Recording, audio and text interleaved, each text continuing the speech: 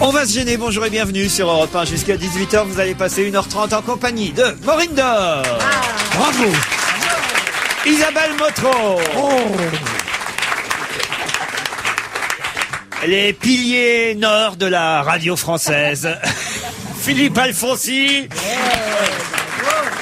Bravo. Et Pierre Bouteillet. Bravo. Bravo. Et le pilier de cette émission, on peut dire tout simplement, Pierre Bénichou. Je sais que ça vous fait plaisir, Pierre, quand je dis ça. Hein, non, non, pas du tout. Je suis très... Oui, ça me fait plaisir. Et puis en plus, vous êtes heureux de retrouver votre petite Maureen Dor. Ah, j'adore Maureen. En fait. Oui. Je sais pas ce que j'ai, mais c'est une sorte de démangeaison. C'est comme une sorte de... Oh. C'est le printemps bientôt. Et... Non, c'est pas du tout sexuel. Ah. Contrairement à ce qu'on pourrait croire. Non.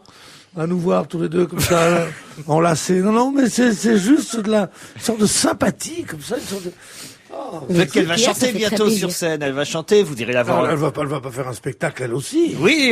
Tout le monde fait des spectacles. Vous allez faire un spectacle de quoi, Maureen Dor? De chansons que j'ai écrites. Non. Ouais, et que je chante. Oui. Au Sentier des Halles. Alors je fais ça modestement. Ah ben, il y aura Sentier des Gérard Halles, Miller et sa compagne Anaïs. Ah non, ils seront pas là parce qu'il faudra payer. Donc.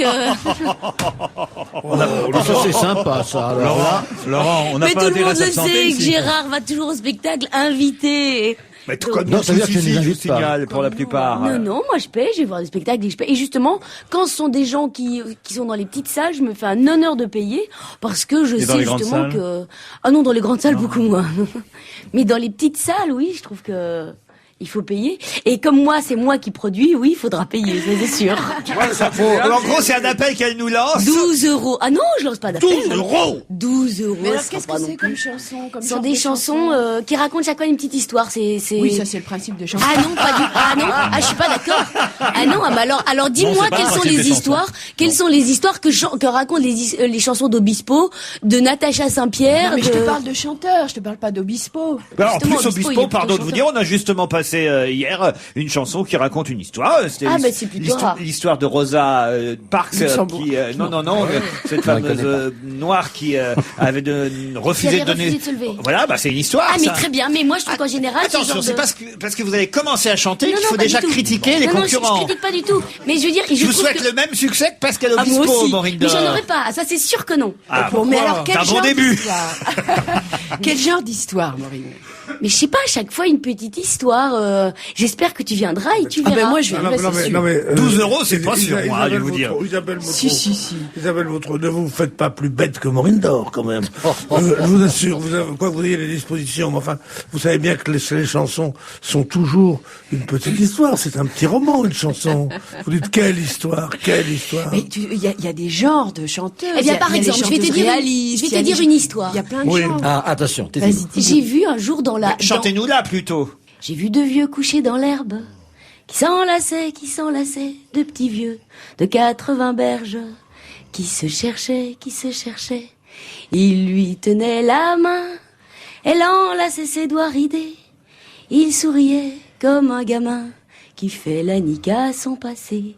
Mes deux petits vieux couchés dans l'herbe, qui parlaient livre et cinéma, d'une exposition superbe, avaient plus de projets que moi. Et Claude Sarraute et Pierre Bénichou ont pris des Vachement droits bien. là-dessus ou pas? Bravo. bravo. Et, Très bravo. et en fait, par exemple, voilà. Pardon Pierre. Ça me tue, ce genre de phrase. Ça me tue de me dire que je travaille avec un mec aussi bête que ça. qui est là, il dit, alors il connaît que deux vieux. Puis l'autre, non, mais sincèrement. Est-ce que chaque fois que je vois un ouvrier agricole, normand, je dis, ok. Non, mais sérieusement. La main, oui, j'ai 87 ans. Et alors?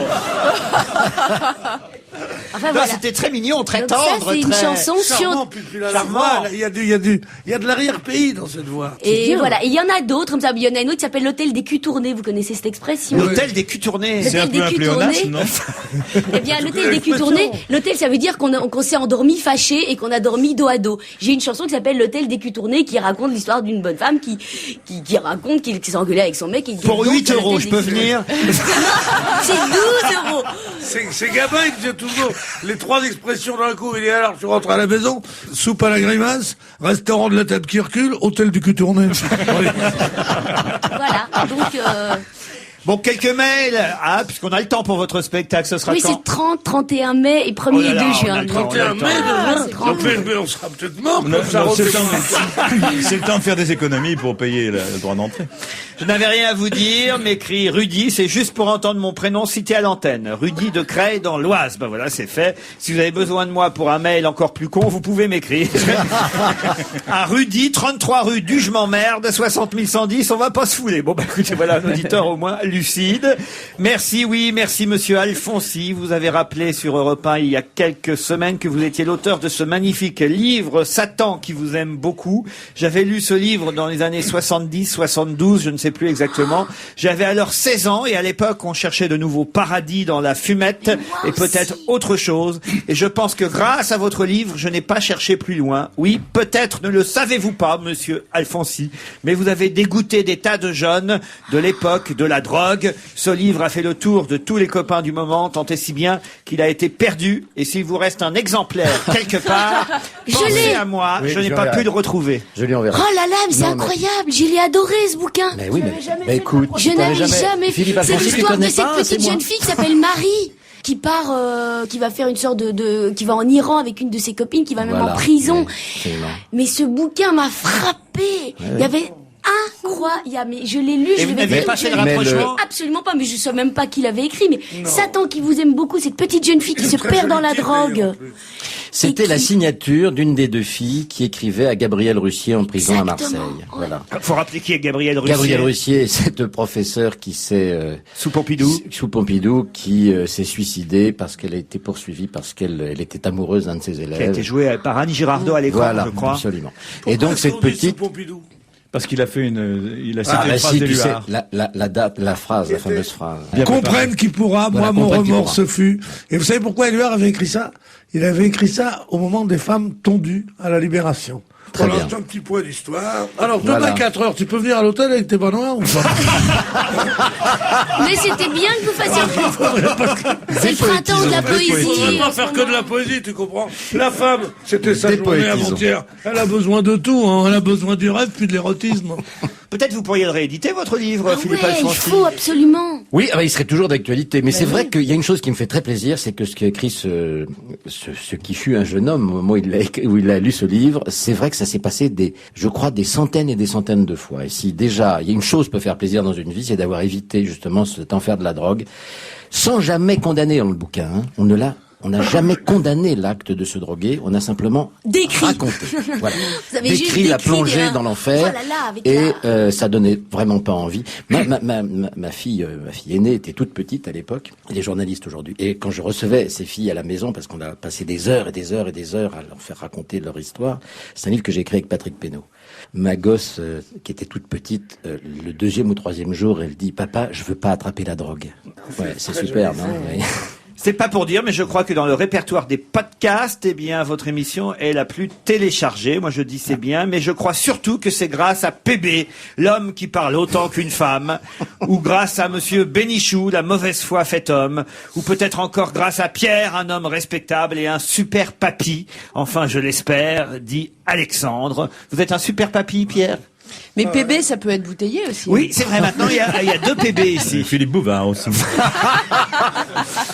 Jean-Louis m'écrit « Merci de nous redonner le plaisir de réentendre Pierre Bouteiller. Merci Laurent Ruquier. Je lui dois tout à cet homme-là. La découverte du jazz, la découverte de sa copine Florence Foster Jenkins, la découverte du Portsmouth Sinfonia, Personne ne sait qui est Florence. Non. Si, moi, je Sauf sais. Isabelle Motro. la découverte des Hoffnungs, et j'en oublie. Même que grâce à lui, j'ai pu acheter un superbe meuble TSF Radio Cellar à Avignon dans les années 70. Donc, Il y en a que pour lui, hein. Ouais, c'est une question d'initiale. qui est Florence Foster Jenkins? C'était une milliardaire qui chantait comme une poêle à frire et qui s'offrait Carnegie Hall. c'est effrayant parce qu'elle chante On l'avait faux comme un passé jeton. déjà ici, oui, c'est vrai. Et Hoffnung Music, c'est un massacre de la musique classique, très bien fait aussi. Bonjour à tous. Pourquoi Pierre Bénichou n'était pas invité mercredi dernier, le jour de la journée de la femme, avec toute la sensibilité qu'il a? Il aurait été parfait au milieu de toutes les femmes. Il avait très bien parlé la veille, je trouve, du féminisme. Il avait bien un peu... Ah oui. J'avoue que il lui avait un peu rivé son caquet à Elisabeth Lévy qui dit le féminisme, on fout, on n'a plus besoin, etc. Et on n'attendait pas ça Elle de parle comme toi, ça Pierre. Non, mais un petit peu quand même. Ça dépend des heures. Et on n'attendait pas ça spécialement de toi, Pierre. Et tu lui as dit, mais c'est complètement idiot, il faut être encore féministe actuellement. Et j'avoue que tu nous as surpris. Et il est toujours bon de surprendre. Oui, mais tu sais, dis-lui, oui, mais il faut être féministe. Aujourd'hui, c'est très important. Et tu vas voir, il va te dire exactement le contraire. Ça, c'est vrai. Pas du Donc, tout, en pas même du temps, Pas du tout, il n'y a pas en même temps eux, en même temps quoi.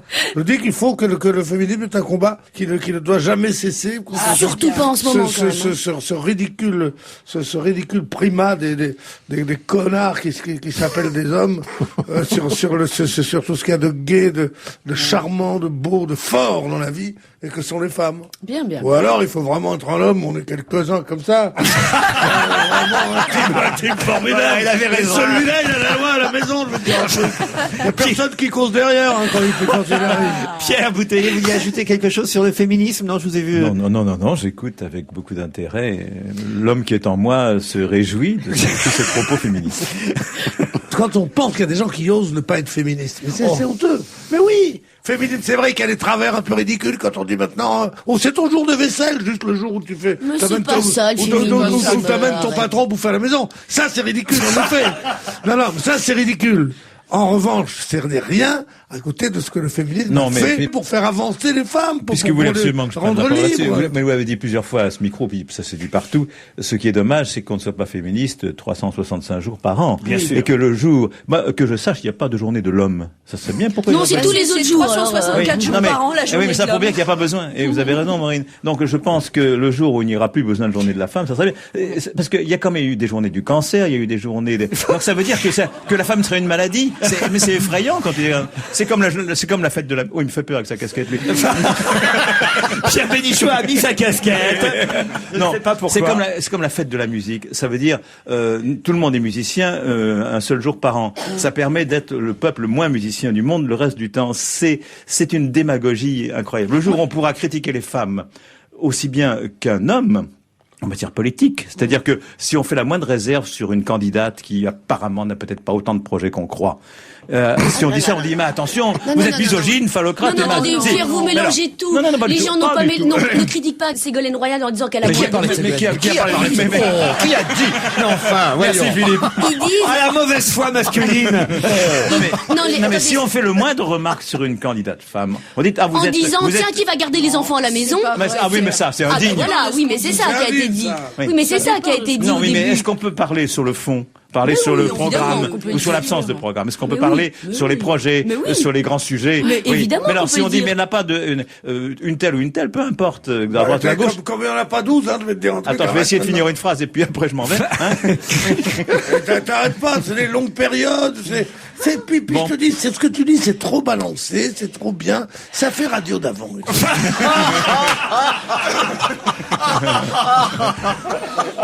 Heureusement que Pierre est là.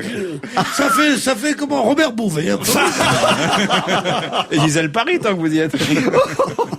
Non, vous n'êtes pas d'accord les femmes qui Si, font ce micro, moi, je te le dis. je Écoutez, pense qu'on peut critiquer une femme. Je vais sur son tenter de programme. réconcilier Pierre Bouteiller et Pierre Bénichou, puisque je vais leur lancer un défi et l'un ou l'autre Oula. peut-être vont réussir à répondre à Caroline qui m'écrit un défi à la culture musicale des deux Pierre. Je recherche le titre et l'auteur d'une chanson que nous chantait mon grand-père à chaque repas de famille, demande Caroline. Il faut l'interpréter en bafouillant cette chanson et le peu de paroles dont je me souvienne sont je trifouille, je bafouille, j'ai la langue qui fait des nœuds. Voilà. Toute la famille est à la recherche de cette chanson que nous voudrions offrir à ma grand-mère pour ses 80 printemps.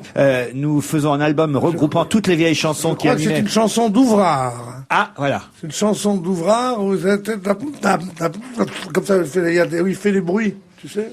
Non. Ah, ça c'est lâche, Pierre.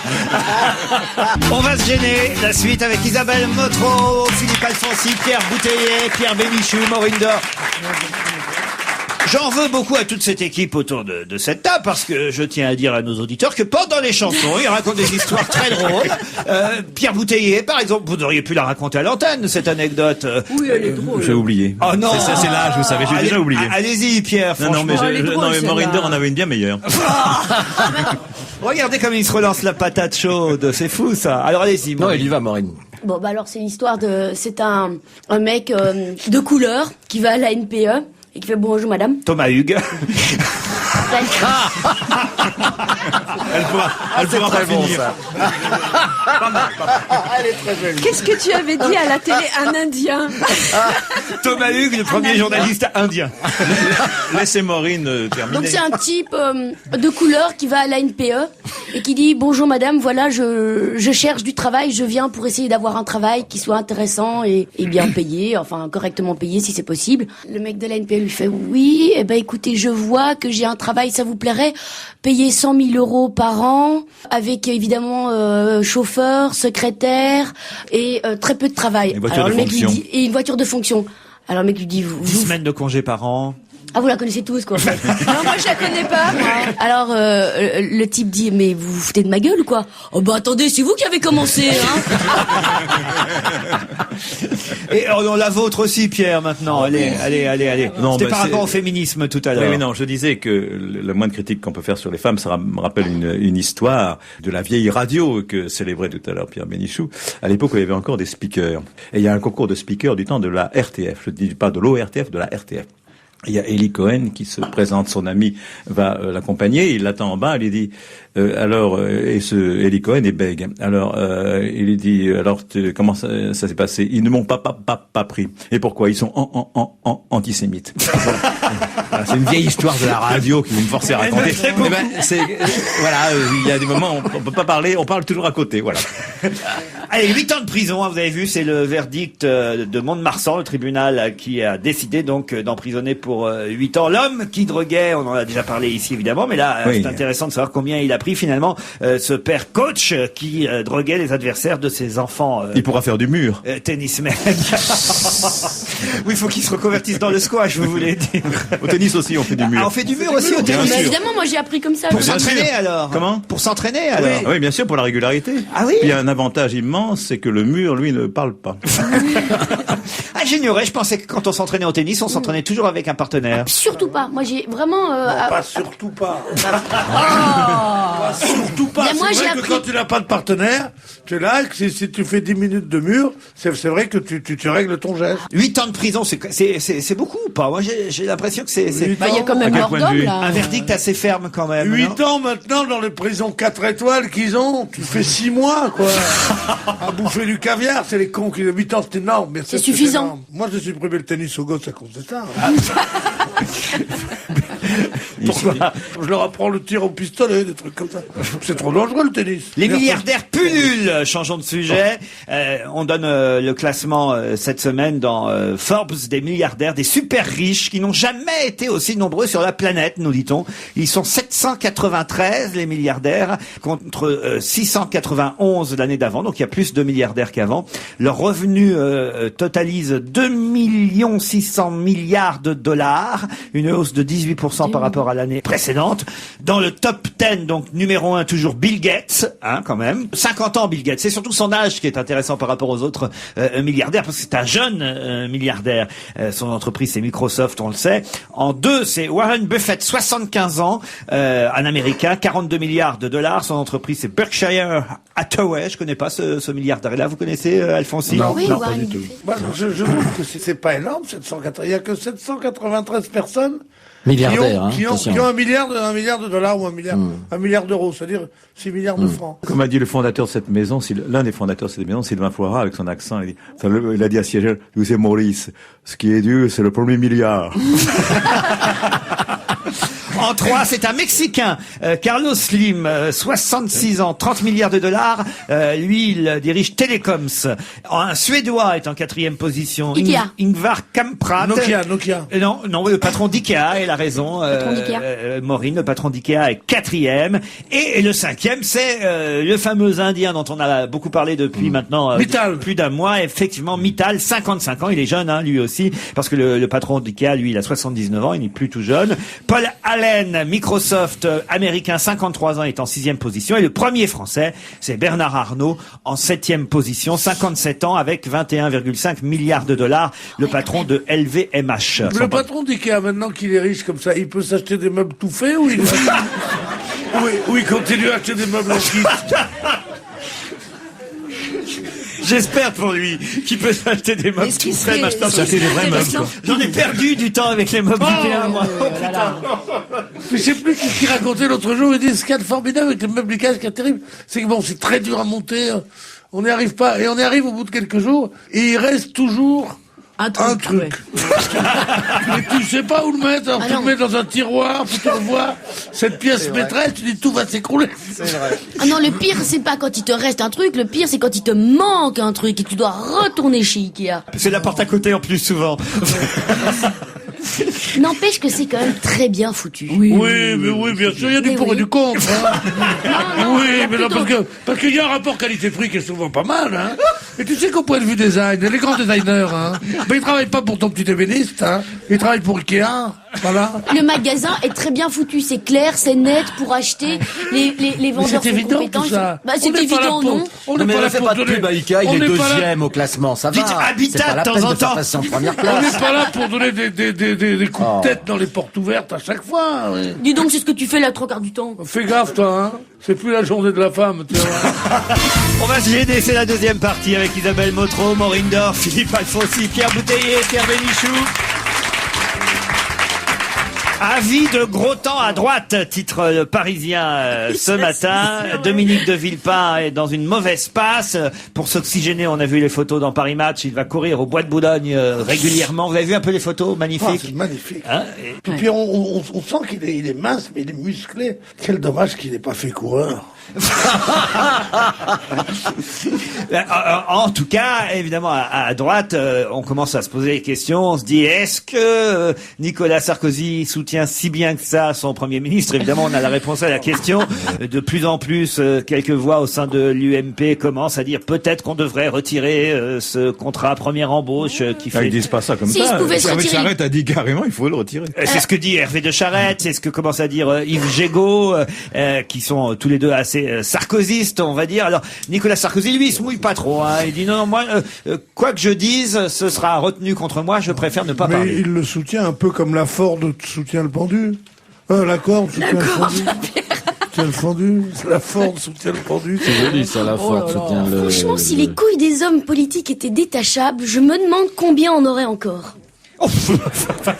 C'est vrai. C'est une chanson, ça aussi. Tu devrais faire une chanson. Oui, alors. tu devrais faire une chanson Tu peux là-dessus, répéter, ça si vous les refera. couilles des hommes Politiques politiques étaient détachables, combien en aurait-il encore? Ça nous amène au livre, ça, parce qu'il y a un problème. Quoi, ça veut dire quoi?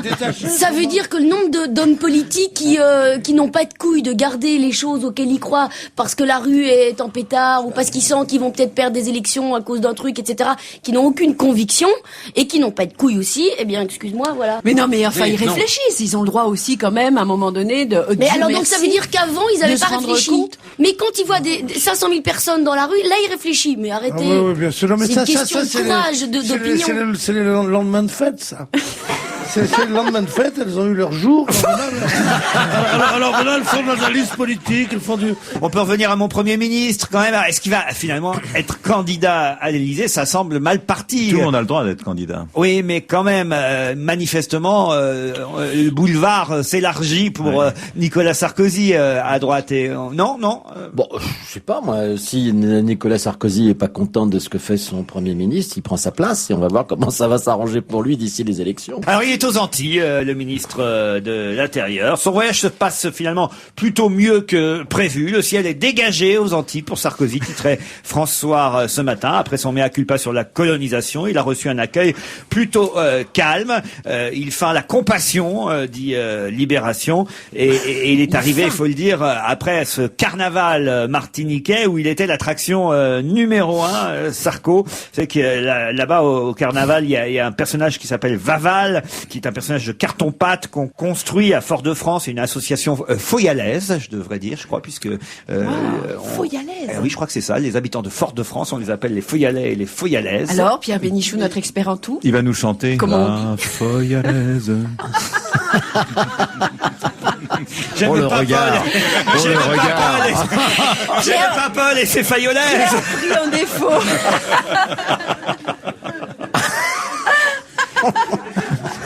Alors donc, ce personnage qui s'appelle Vaval, construit en carton-pâte, est porté dans les parades du carnaval jusqu'au mercredi des Cendres. Il est brûlé à la nuit tombée devant 100 000 carnavaliers qui mettent le point final aux festivités et ouvrent la période du carême, donc en sacrifiant cette sorte de marionnette, ce personnage qui, cette année, effectivement, avait l'allure et le physique de Nicolas Sarkozy. Vous avez vu ce qu'a dit Sarkozy, mais c'est formidable. Il paraît qu'on se ressemble avec Ségolène Royal, mais moi ça fait 4 ans que je mène ma campagne. C'est la seule différence qu'il y a entre eux. C'est étrange ça quand même comme phrase, non? Mais tu sais qu'on les confond dans les dîners en ville.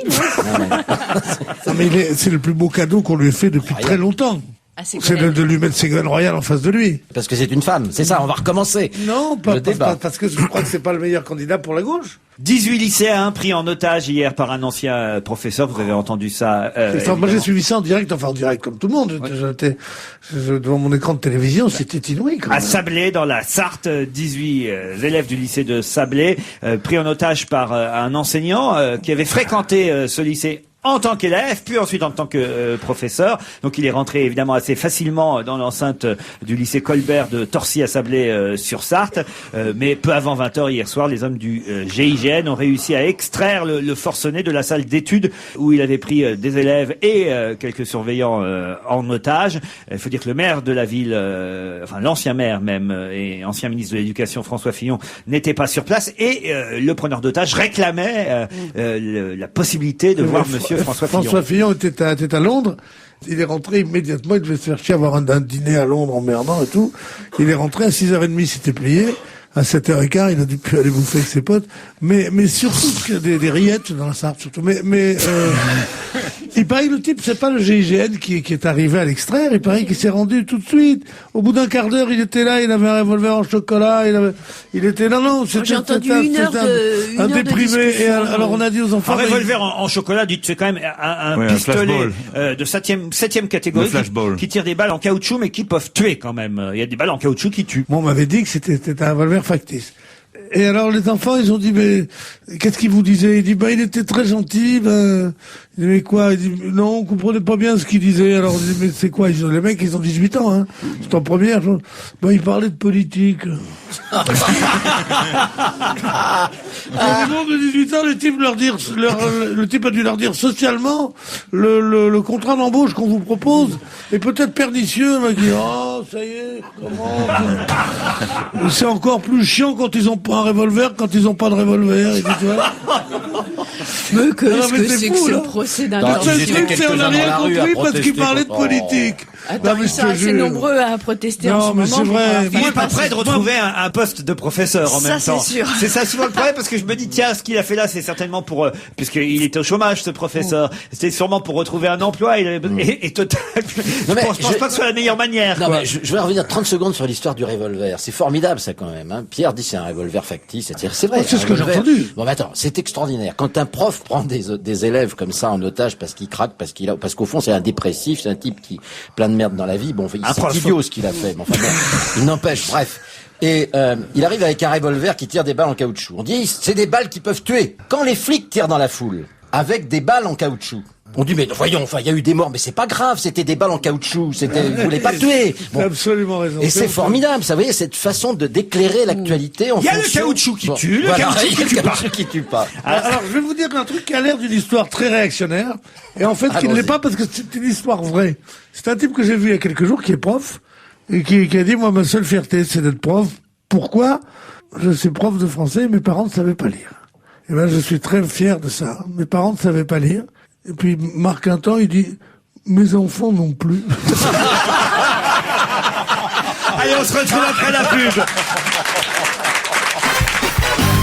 La France boit moins, la France fume moins. L'augmentation du prix du tabac a donc manifestement porté ses fruits. Selon le dernier baromètre santé, le nombre de fumeurs est passé en France sous la barre symbolique des 30%. Et on a, alors, dans tous les journaux ce matin, un tableau de la santé des Français, un portrait robot, on va dire, de notre état de santé. Une enquête réalisée auprès de 30 514 personnes âgées de 12 à 75 ans. Hein, quand même, le spectre est large. 8% des Français ont quand même un épisode dépressif dans l'année. L'alcool tue quand même encore un homme sur 7, mais au total, les Français fument et boivent moins qu'avant. Et oui, c'est formidable, je trouve. On a supprimé d'abord la guillotine, après on a supprimé la dernière cigarette, et en finale on a supprimé le dernier verre de Néol.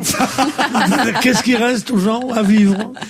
Alors je me demandais si le fait de moins fumer et de moins boire, est-ce que c'est ça qui explique l'épisode dépressif? Ah, peut-être, Maureen. Moi, j'ai lu dans un journal qu'ils buvaient moins souvent, mais plus. Oui, c'est-à-dire que ceux qui buvaient boivent encore, mais ceux qui n'étaient pas des grands buveurs buvent moins, en fait. Boivent moins. J'ai dit quoi? Ouais, ça c'est l'alcool. On n'aura pas de commentaires là-dessus. Moi, ça fait rien parce que... J'ai beaucoup bu, hein. Moi, j'ai pas beaucoup. Non, ferrugineuse, non. Faut m'excuser, mes parents étaient professeurs.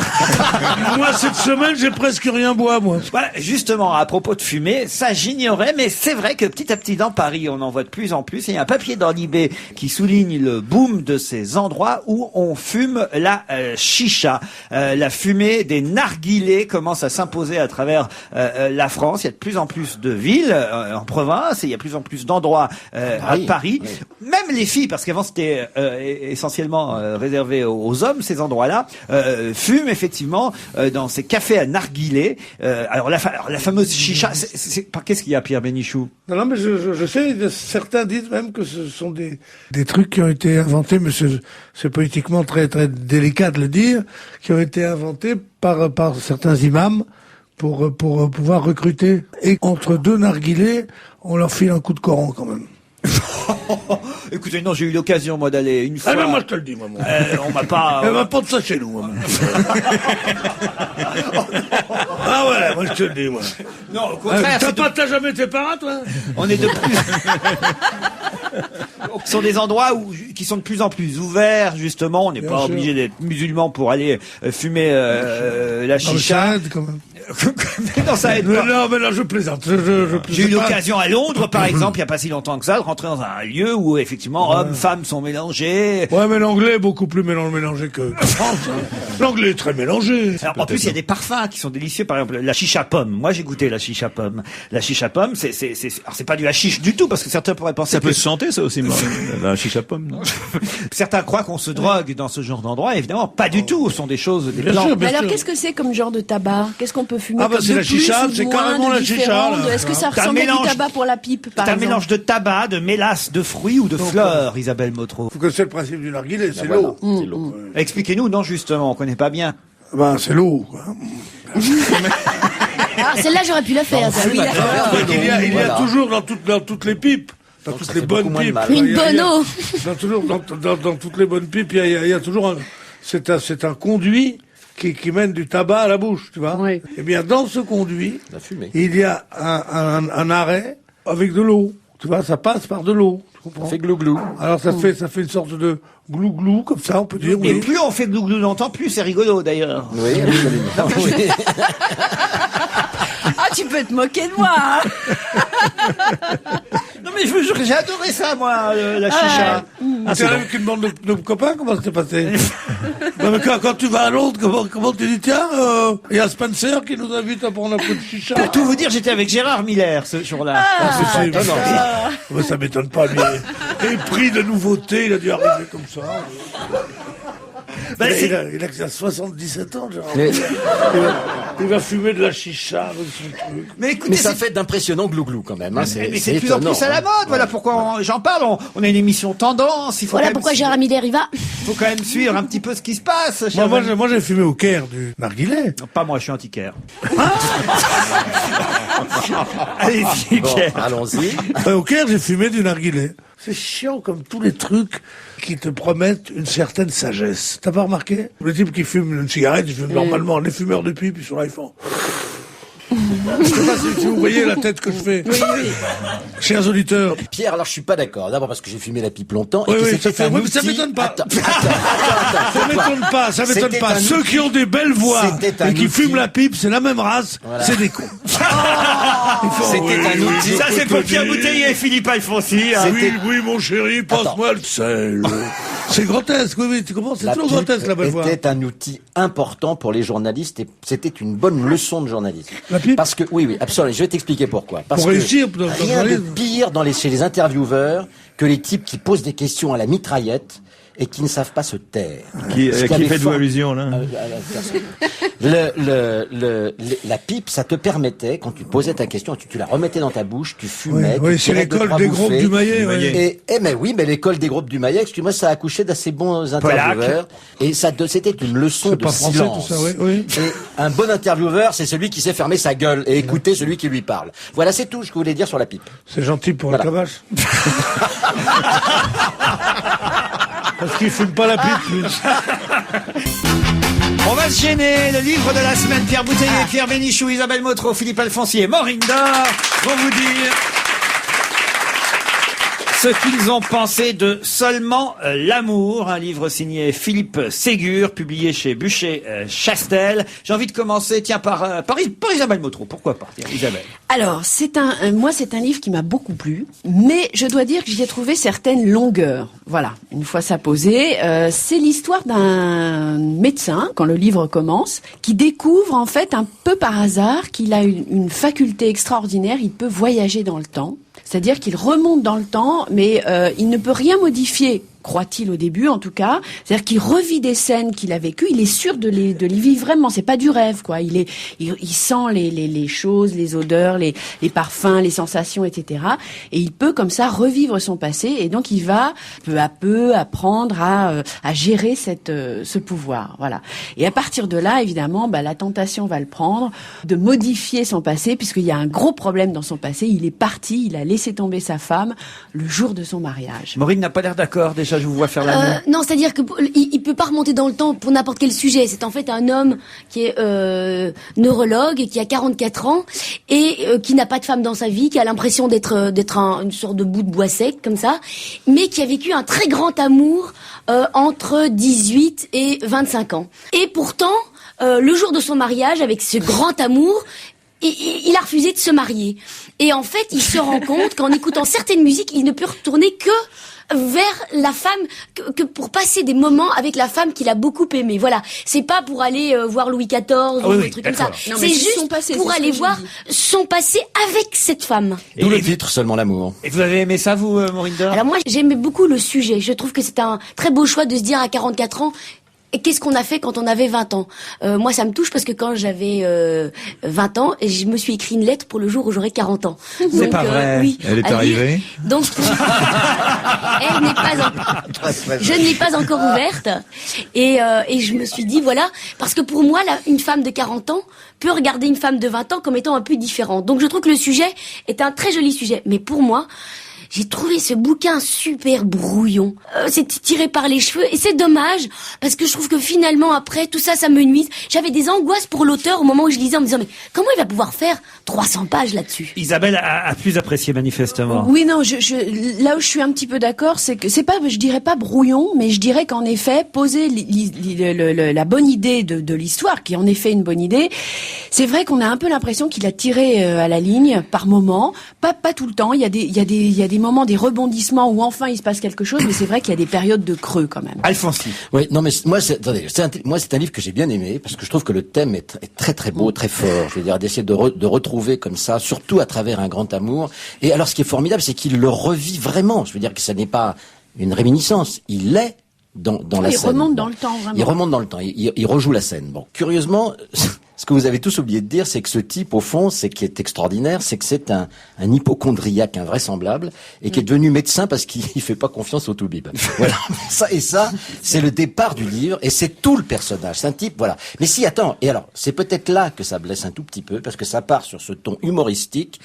Ça a un ton médical quasiment pendant tout et très réaliste pendant tout le bouquin alors qu'il t'emmène dans un voyage de rêve extraordinaire. Bon. Et je crois, c'est le choc entre ces deux écritures qui collent pas très bien. Bon, et c'est vrai que moi, je suis assez d'accord sur le fait qu'il y a des moments un peu creux dans le bouquin. C'est très bien écrit. Mais malgré tout, et pas malgré tout très bien écrit, mais malgré tout, c'est... Non. Alors là, moi, justement, des goûts et des couleurs.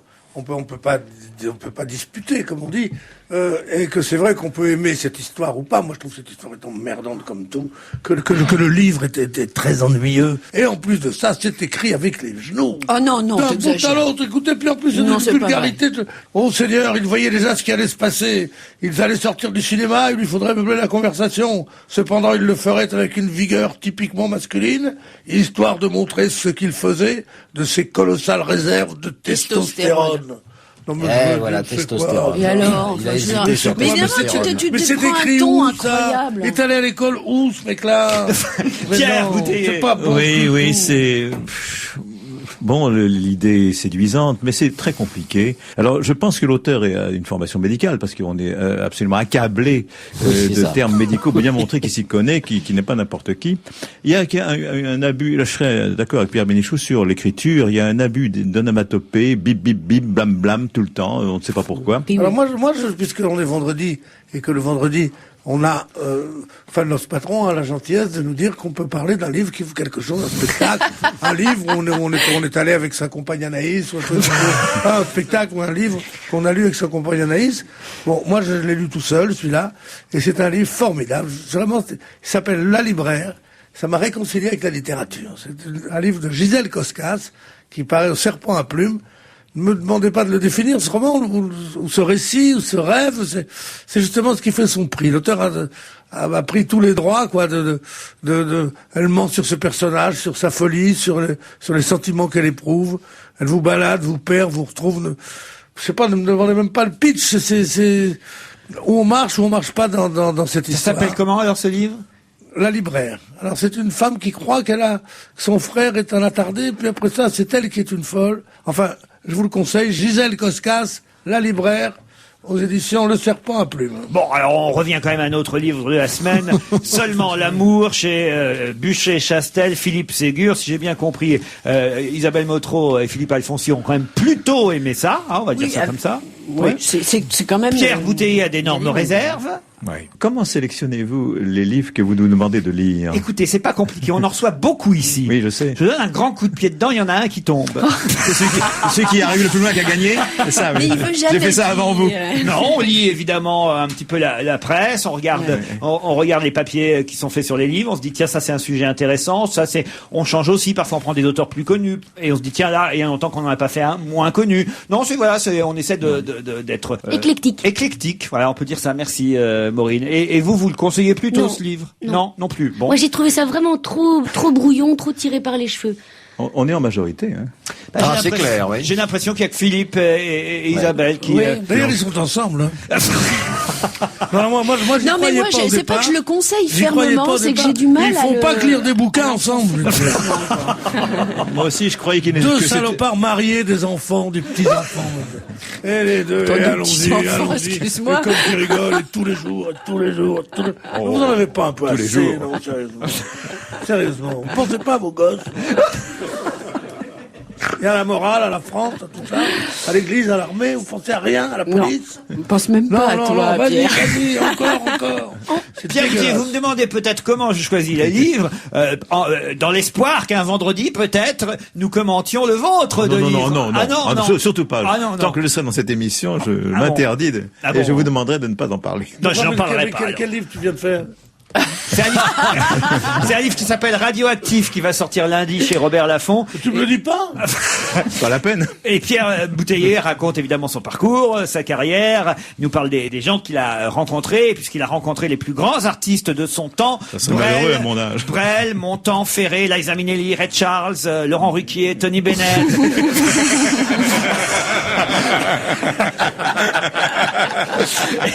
Bientôt Maureen d'Or au Sentier des Halles. Et c'est chez Robert Laffont, et en plus, Pierre, je pense qu'on se verra la semaine prochaine sur France 2. Hein. Voilà. D'accord, mais en tout cas, Le titre est très bien trouvé, Radioactif quand même. Ouais, c'est très drôle. Hein, c'est bien, voilà. je ne pensais pas. Faites ce que vous voulez, hein, mais vous pouvez aussi acheter Seulement l'amour, signé Philippe Ségur, chez Bûcher-Chastel, et on se retrouve dans un instant après la pub.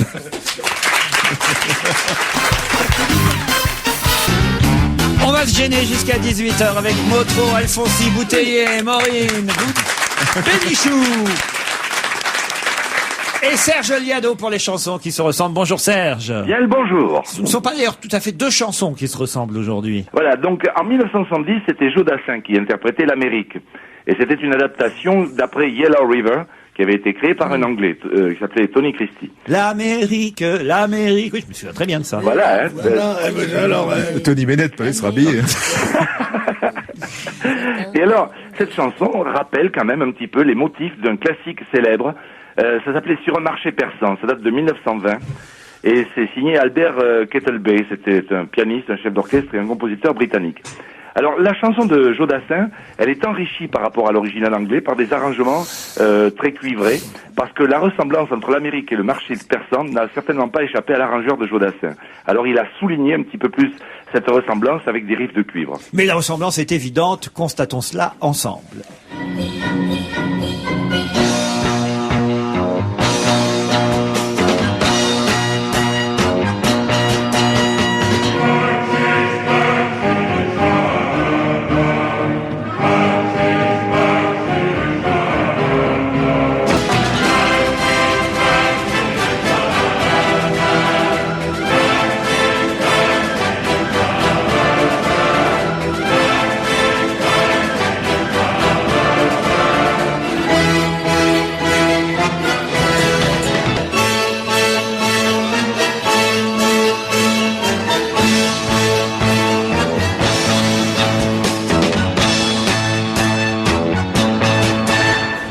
Bravo Serge. Ah oui, bravo. Alors là vraiment, il n'y a pas de doute.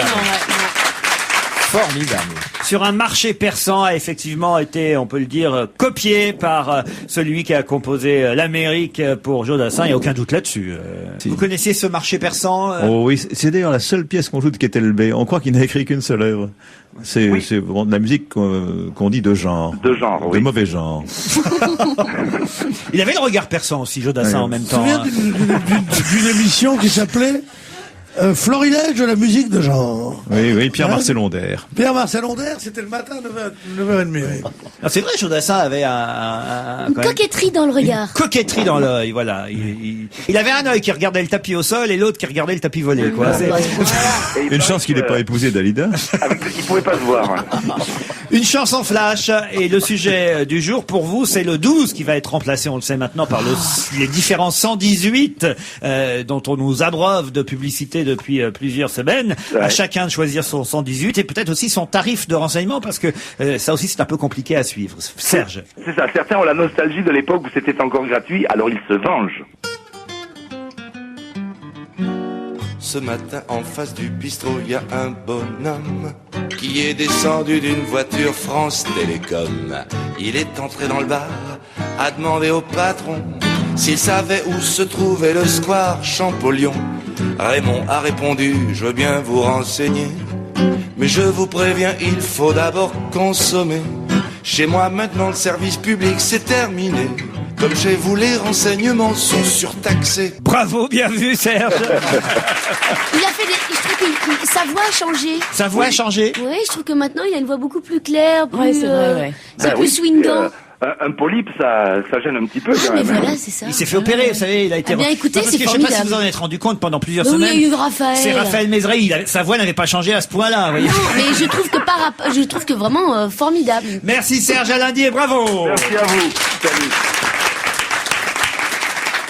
Un mot, puisque je sais que les messieurs qui sont autour de cette table, mais les dames aussi, mais il se trouve que là on va parler plus de la mode masculine. Les messieurs qui sont autour de cette table sont des représentants de l'élégance française, les Brumel de la radio. Pierre Bénichou est un fou des costumes, des chemises, des chaussures élégantes.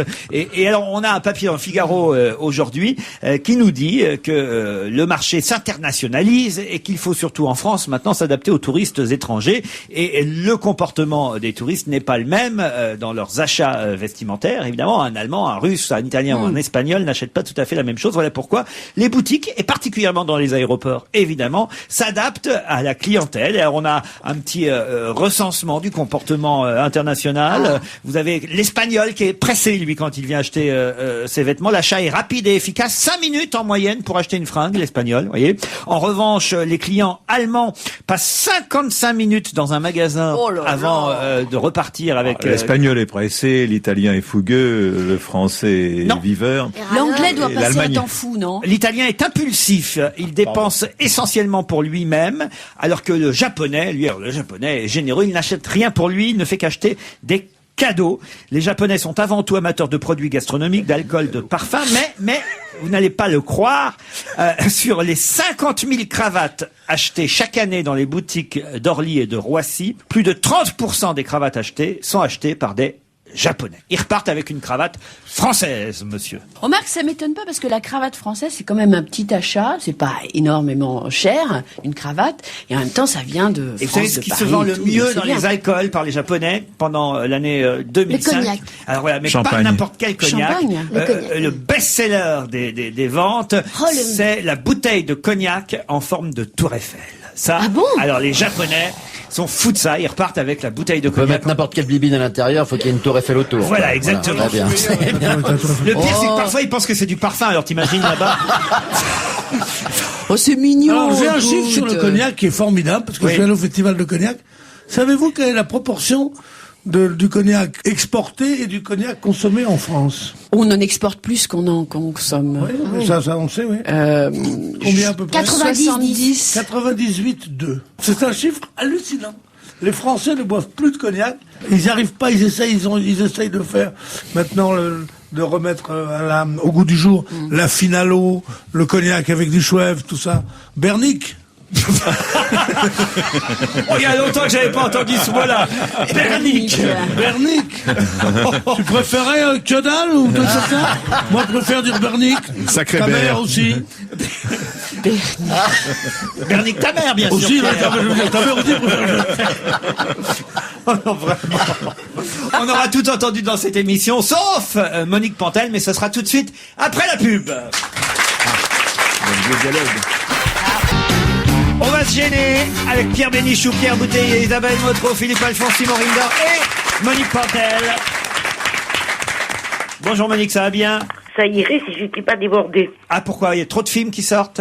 On me demande de partout. Ah, c'est pas vrai. Pour Nantes et son Movies Festival, j'ai vu plein de courts-métrages et j'ai choisi mes préférés, évidemment. Pour la 3, dimanche soir, je parle de mes vieilles préférées aussi. Moreau, Mercadier, Maclean et les autres. Et en plus, Inon me demande d'aller tester son nouvel expresso. Alors, j'en peux plus, moi. C'est beaucoup.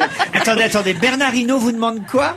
Inon, le magasin. Mon Ah, son magasin. marché, Oui. tu sais, son truc. C'est une sorte d'Ikea. Oh non, c'est magnifique, Inon. Moi, j'y C'est suis tout belle. le temps, hein, je dois dire. Parlons plutôt cinéma, si vous le voulez bien. Beaucoup de films sont sortis mercredi dernier. Ah oui. Commençons, par la Panthère Rose. Une nouvelle Panthère Rose, puisque c'est Steve Martin qui reprend le rôle de Peter Sellers, le fameux inspecteur Clouseau. On y trouve aussi Jean Reno dans cette nouvelle Panthère Rose, Kevin Kline et la fameuse chanteuse Beyoncé Knowles. Alors, ça vaut quoi cette Panthère Rose? Alors, c'est vulgaire. Ah. C'est bête.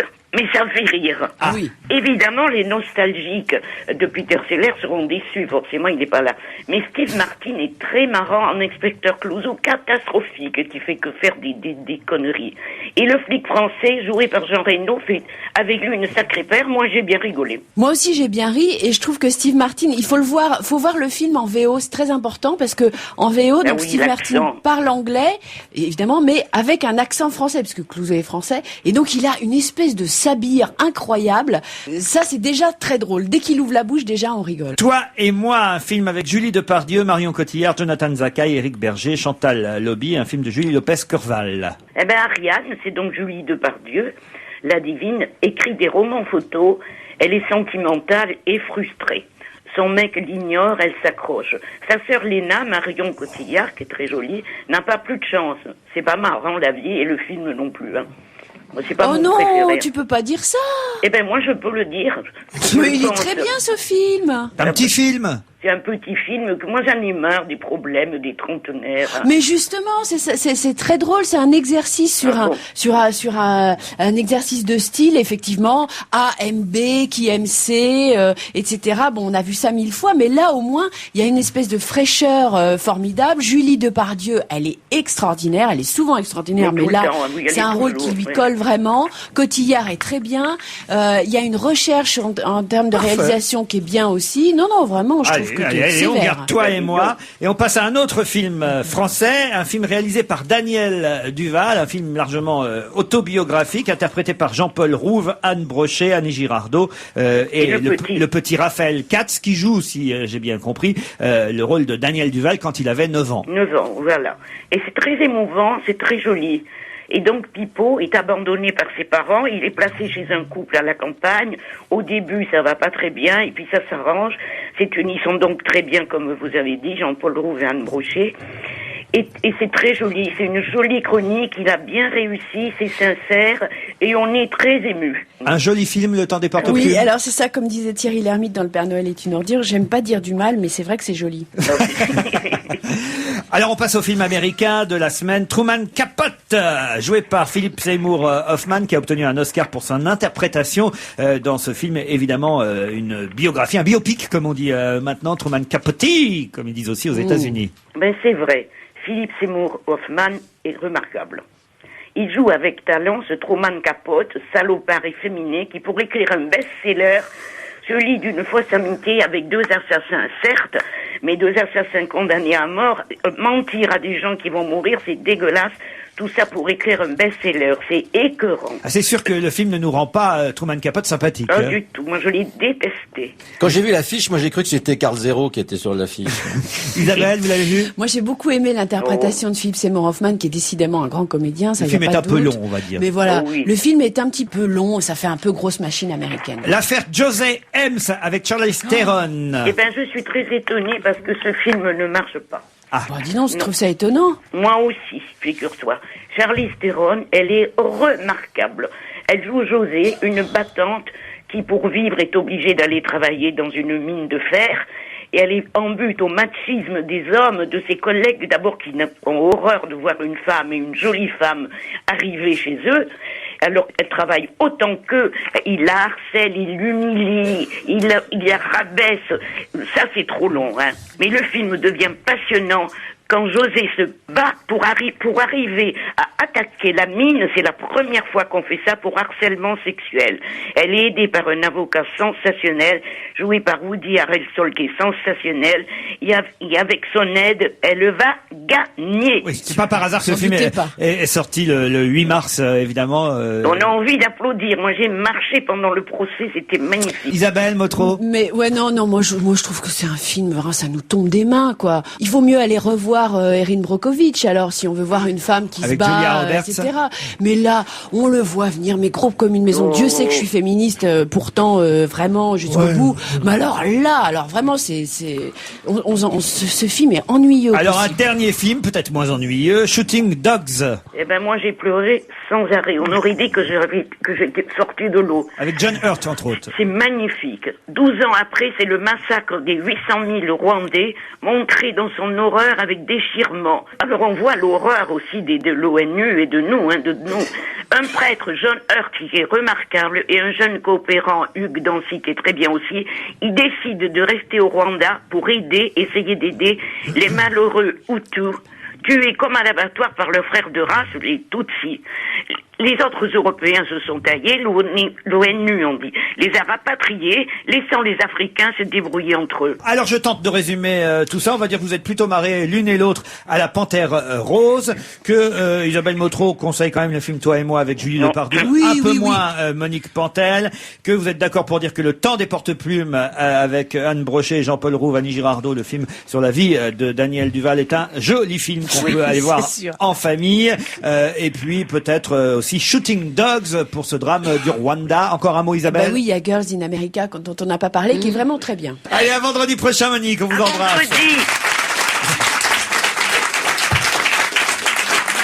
Tiens, j'ai quelques cadeaux pour vous. M'envoyer ce DVD de 36 bouts de chandelle. Ça, je suis sûr que ça va faire plaisir. Ah tiens, qui a Pierre Bouteiller, Pierre Bénichou, Philippe Alfonsi. Pour les plus jeunes qui nous écoutent, 36 chandelles, c'est une des premières émissions de variété dans les années 50. Ce sont les débuts de la télévision. C'était Jean Nohain qui présentait ça. Et on y retrouve évidemment toutes les vedettes de l'époque. Fernandel, Fernand Reynaud, Georges Brassens, Maurice Chevalier, Luis Mariano, Yves Montand. Enfin, donc en DVD, pour ceux qui ont vu les débuts de la télévision, ces vedettes dans une émission de variété qui s'appelait 36 chandelles, et le DVD lui s'appelle 36 bouts de chandelle, évidemment. Bon, comme ils ont pas l'air de se battre, moi je veux bien, je les ai pas connus. Pour vous alors, je peux le prendre moi. pour ceux qui aiment la boxe, je vous signale sur TPS Star dimanche soir en exclusivité et en clair, c'est en clair, un documentaire, il paraît que c'est formidable, sur Jean-Marc Mormec, le boxeur qu'on a reçu plusieurs fois d'ailleurs nous sur notre plateau, et qui est un type étonnant. Ça s'appelle Reprise, le docu, dimanche 12 mars en exclusivité. C'est rediffusé le samedi 18 mars prochain, et c'est à partir de 20h dimanche, si vous voulez le voir pour la première fois, ce documentaire de 52 minutes sur un de nos plus grands boxeurs français, même s'il n'est plus champion en titre après son fameux match au Madison Square Garden, mais il paraît que les images sont magnifiques. Reprise sur TPS Star dimanche soir à 20h. Vous avez des choses, vous? Oui, moi je voulais signaler une pièce au théâtre Le Mairie, place de Clichy. On l'a vu ensemble d'ailleurs avec Maureen. La pièce s'appelle Regarde-moi, avec Thomas Joannet et Karine Lazare. Et c'est écrit par Catherine Diamant, la sœur de Caroline. Donc c'est pour ça qu'on est allé jeter un coup d'œil. Et alors bien nous en a pris parce que c'est très très drôle. C'est l'histoire d'une fille qui prend son voisin en otage pour le forcer à l'aimer. Et c'est vraiment à mourir de rire, quoi. Il faut y aller. Je signale aussi le livre de Martin Monestier, Les enfants assassins des tueurs de 5 à 15 ans. C'est au Cherche Midi. C'est hélas tristement d'actualité, les enfants assassins au Cherche Midi. Et puisque c'était la journée de la femme cette semaine, je signale que la pièce Les monologues du vagin est toujours à l'affiche à Paris, au Petit Théâtre de Paris, et que cette pièce, ça c'est assez étonnant parce que Les monologues du vagin est jouée en ce moment par Micheline Dax, Marie-Paul Bell et Sarah Giraudot. C'est quand même...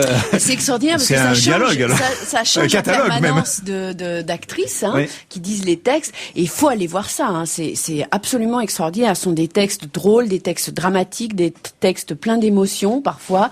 C'est des témoignages, c'est magnifique. C'est à 19h du mardi au samedi, le dimanche à 17h, et à partir du 4 avril, Micheline Dax, Marie-Paul Bell et Sarah Giraudot seront effectivement relayées par Astrid Veillon, Isabelle Aubray. Ça c'est quand même fou à tout le monde. Isabelle Aubray? Oui, Isabelle Aubray qui va faire les monologues du vagin. Vous vous rendez compte? Micheline Dax dans les qui avait une très belle Qui voix. un jour aurait pensé que Micheline Dax ferait les monologues du vagin? Vous voyez? Et Isabelle Aubray, la mère sans arrêt, on le sait galer.